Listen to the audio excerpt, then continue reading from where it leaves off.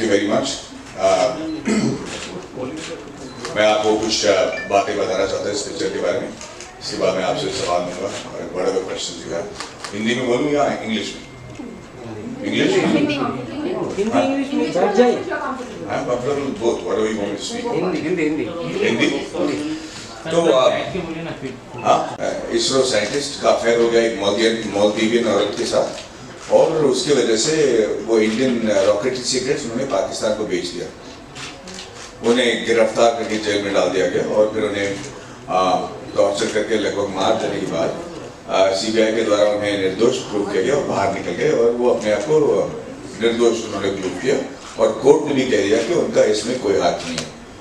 मुझे लगा कि बहुत अच्छा कहानी है, एक गरीब आदमी का जेम्स बॉन्ड वाली कहानी है, तो ये पिक्चर करने के लिए चला जाता हूँ। और इसी इरादे के साथ मैं गया था टोरंटो में डॉक्टर नबी नारायण से मिलने, और जब मैं डॉक्टर नबी नारायण से मिला तो मुझे एहसास हो गया कि भाई ये आदमी सिर्फ इस छोटे से केस में इन्वॉल्व नहीं हो सकता। उसके तेजस तेवर, गुस्सा, आंखों में आंसू सब मुझे बता रहे थे कि कुछ और कहानी है जो पूरा भारतवर्ष मिस कर रहा है, लेकिन हम नहीं समझ पा रहे थे कि वो कहानी क्या है। डॉक्टर नबी नारायण साहब भी ना बहुत गुस्से में थे। वो हमेशा ये कह रहे थे कि हम मेरे पे ये केस कैसे कर सकते, कैसे कह सकते कि मैं गद्दार हूँ, देशद्रोही हूँ, कैसे कह सकते हैं कि मैंने ये अफेयर किया।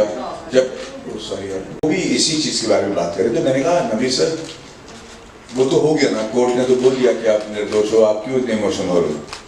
तो उन्होंने कहा यार तुझे पता है, मुझे पता है, कोर्ट को पता है, पर आज भी तुम गूगल करके देखो मेरे नाम के साथ क्या जुड़ा है।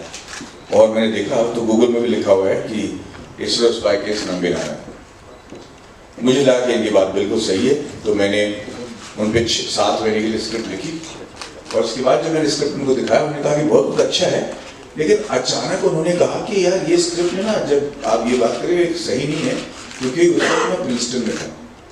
मैंने कहा प्रिंसटन कब गए? तो उन्होंने कहा मैं तो फर्स्ट साइंटिस्ट हूँ ना, Ivy League scientist from India, जो प्रिंसटन में प्रोफेसर लुइजी क्रॉको के नीचे मैंने अपना थीसिस की 10 महीने में।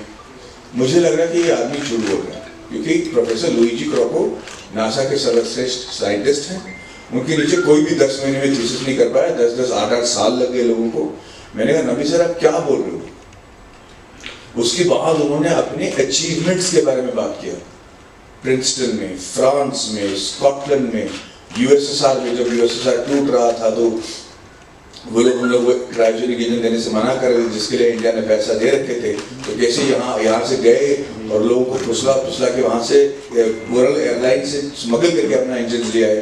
ये सारी चीज़ें गरीब जेम्स बॉन्ड की कहानी नहीं थी, ये तो जेम्स बॉन्ड के बाप की कहानी थी। मैंने कहा यार ये आप क्यों नहीं बता रहे थे? इन सब चीज़ों के बारे में आपके किताब में भी जिक्र नहीं है, आपके किसी भी चीज़ में जिक्र नहीं है, तो कैसा हुआ ये? और उन्होंने कहा कि इसमें बोलने की क्या बात है, उन्होंने मुझे तनख्वाह दी, मैंने अपना काम किया।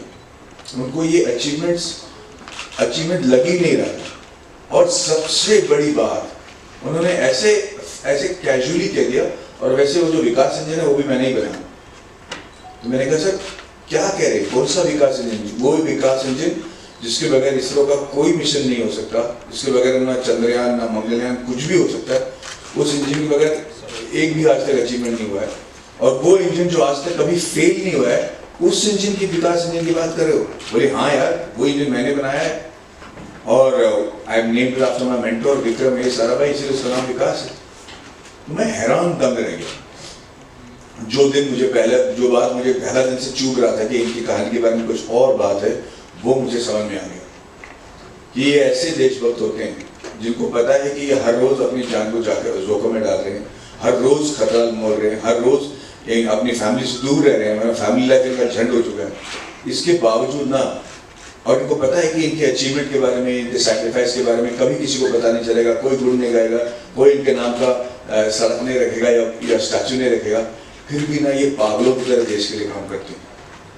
और उस वक्त मैंने तय कर लिया कि मैं डॉक्टर नबी नारायण के केस पर नहीं, वो झूठी केस पे तो नहीं, बल्कि इनके लाइफ का पिक्चर बनाऊंगा कि इन्होंने वाकई में किया क्या, अचीव क्या क्या है, और इनकी अचीवमेंट हमारी लाइफ में, आपके और हमारी लाइफ में कितनी अहमियत रखती है। इस देश में हुआ है वो किसी भी देश में किसी भी साइंटिस्ट या देशभक्त के साथ नहीं होना चाहिए, वरना हम एज ह्यूमैनिटी आगे नहीं बढ़ पाएंगे। और हमारे लिए अंतरिक्ष जो है एक असलियत है। आने वाले 10 सालों में आप सबको शायद पता चल जाएगा, कई लोगों को अंतरिक्ष से जुड़ा हुआ काम या अंतरिक्ष में जाने की जरूरत पड़ सकती है, क्योंकि ये it's the next future frontier. दूसरी बात यह है कि हमारे फिल्म इंडस्ट्री में हम बहुत सारे फ्रीडम स्ट्रगल की कहानियाँ बनाते हैं। हम बहुत सारे इंडिपेंडेंस स्ट्रगल के लिए जो हमने किया है, मुगलों के साथ जो वर्क किया उसके बारे में हीरोइक फिल्म्स बनाते हैं, और उनके सैक्रिफाइसेस सराखों पर, and you can never deny their contribution to the freedom in the state that we are in today. लेकिन हमारे एक और क्षेत्र है जहाँ इंडिया बहुत ही स्मार्ट और फॉरवर्ड है, which is technology, IT, space research, engineering, medical sciences. और हमारे सारे जो जीनियसेस हैं यहाँ से जाके दुनिया भर में हमारे इंडिया का नाम रोशन कर रहे हैं। और हमारा इंटेलेक्चुअल कैपिटल जो है दुनिया भर में तो है, लेकिन इंडिया में कम हो रहा है। मैं चाह रहा था कि ये पिक्चर देखने के बाद कम से कम ऐसे लोगों को लगे कि आप वापस इंडिया में आके ये सारी चीज़ें कर सकते हो, ताकि we also become a power to reckon with. Diamond jewellery की तरह होता है, औरतों को शायद इससे प्यार हो जाए, पर ये जब चालू होता है तो ये पूरे दुनिया में इंसान के कानों में पड़ने वाला सबसे ज़्यादा लाउड नॉइज़ है और डरावना है। तो ये सब हमने बड़े स्क्रीन में इसको दिखाया। दूसरी बात यह है कि हमने साइंटिस्ट को 29 साल की उम्र से लेके 79 ईयर्स तक दिखाया विदाउट एनी प्रोस्थेटिक्स। तो जो भी आप लुक देखोगे हमारे फिल्म में, जो भी आपको मोटापा, पतला होना, मूंछ, दाढ़ी, सफ़ेद दाढ़ी, सब रियल है। कहीं पर भी हमने विग या मूंछ या दाढ़ी चिपकाया नहीं है, क्योंकि हम चाह रहे थे कि जो भी इस फिल्म के बारे में देखे उनको कोई भी शक ना हो कि यार कुछ भी इस फिल्म के बारे में झूठी बात है। Everything is original, and I didn't want anybody to suspect me because the beard and the padding on the stomach is fake, that some other story also could be fake. It is not. Third thing is हमने इस film को 3 language में 6-7 कंट्रियों में और मतलब live sound shoot किया। मेरे सारे आर्टिस्ट इंग्लिश, हिंदी, तमिल बोल रहे थे। सबके शॉट एक के बाद इंग्लिश में, एक फिर हिंदी में, फिर तमिल में हमने शूट किया है। हिंदी और इंग्लिश में शाहरुख खान साहब हैं और तमिल में सूर्या साहब हैं। इस फिल्म को किसी भी नहीं, कभी भी किसी भी लैंग्वेज में 3 फिल्में विदाउट डबिंग कभी किसी ने दुनिया में नहीं शूट किया। ये हमारी पहली फिल्म है। और सबसे ज़रूरी बात है कि ये इंग्लिश, हिंदी, तमिल, तेलुगु, मलयालम, कन्नड़ा में रिलीज़ हो रही है। अगर मुझे वक्त मिलता तो मैं ज़रूर इसकी डबिंग बंगाली में भी कराता था, क्योंकि मैं जमशेदपुर का हूँ, मुझे वेस्ट बंगाल और बिहार से बहुत प्यार है, पर मुझे उसके लिए वक्त नहीं मिला। पर ये फिल्म अब जुलाई 1 को रिलीज़ हो रही है और हमें बहुत गर्व है। हम आपको एक मतलब जो भी आपके सवाल हैं उसको मैं पहले जवाब दे रहा हूँ। Then I said that's not going to work, so tell me first, I told him, tell me your bad qualities. Did you really sleep with that Maldivian woman? Did you have an affair? Did you cheat on your wife? Did you do anything that you're not proud of? Can you tell me all your dark qualities? And he said, if you ask a 75-year-old man, he'll get upset. He'll say, please watch your tongue and speak like you were talking to a senior. But not Hamdi sir. He told me, I'll tell you all my worst secrets. And he told me his secrets about how cruel he was, about how heartless he was at some time. His drawbacks were not to do anything with women or, a sex scandal or anything of that sort, but they were worse. He was so heartless at times that it was impossible for me to believe that somebody was like that. So he kept all that in the film. So I first spent a lot of time trying to understand who he was, what mattered to him, what angered him, how quickly he got angry, how quickly he was calm, what he loved most, how did he deal with people, how did he romance his wife, did he show her, what kind of love did he show his family. So all these things I found out, spent 2.5 years with him. Then to get into the character, we did research so that putting on weight, losing weight, or changing the bridge of my teeth, all that could be restored back to normalcy after I started looking like him. So the 2.5-year research yielded lots of interesting facts about diet, about food, about teeth, about hair, everything. So that was another big exercise. And then we shot the film in 2019. The film was ready by early 2020. The only problem was COVID hit us, so we got stuck for another 2 years. But apart from that, it all went according to schedule. तरीका नहीं था, time ही नहीं था। Practically सोचो, financially viable है क्या सोचो, feasible है क्या सोचो, ये सब सोचने का वक्त ही नहीं था, क्योंकि हमारे सर में ना एक जुनून सवाल था कि नंबी नारायण साहब की कहानी हमको बतानी है। और मैं ही नहीं, बल्कि everybody involve in my team. पिछले 2 साल से बगैर सैलरी की काम कर रहे हैं because of Covid, because my budget को डाला हुआ है। बट जिस तरीके से वो पैशन था ना, हमको कोई भी कठिनाई, कोई भी प्रॉब्लम एक्चुअली में नहीं आया, क्योंकि हमको दिखाई नहीं कोई problem. We learn that from doctor Nambi Narayan. जो उन्होंने अचीव किया है, जो इंजन उन्होंने बनाया है, अगर वो प्रॉब्लम्स की ओर देखते ना तो कभी बनता ही नहीं। तो every problem was just a challenge which had to be solved, that's it. और हमने भी वैसे ही एक फिल्म को बनाया। अब अभी घूमकर देखते हैं पीछे तो लगता है कि क्या पागल थे तुम लोग, क्या सोच के बनाया था इस पिक्चर को, लेकिन अब तो बन गया। और हम लोग देखते हैं तो हमको पता चला कि हर चीज में कठिनाई होती थी till the last minute, but we believe we could solve the problem and it got solved. That's how this is work. चीज को यूज करके इसरो ने मंगलयान को पहली बार में सॉल्व किया।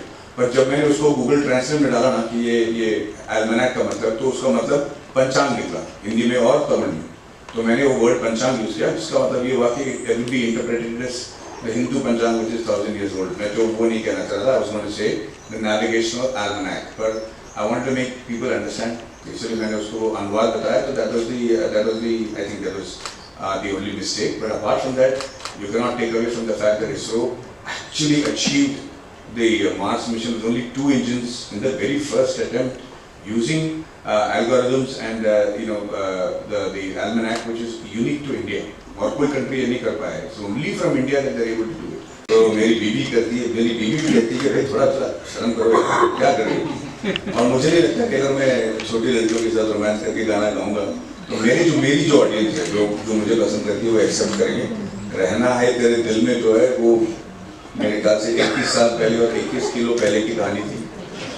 आज वो नहीं रहा। मैं मानता हूँ कि I have to play as appropriate romance.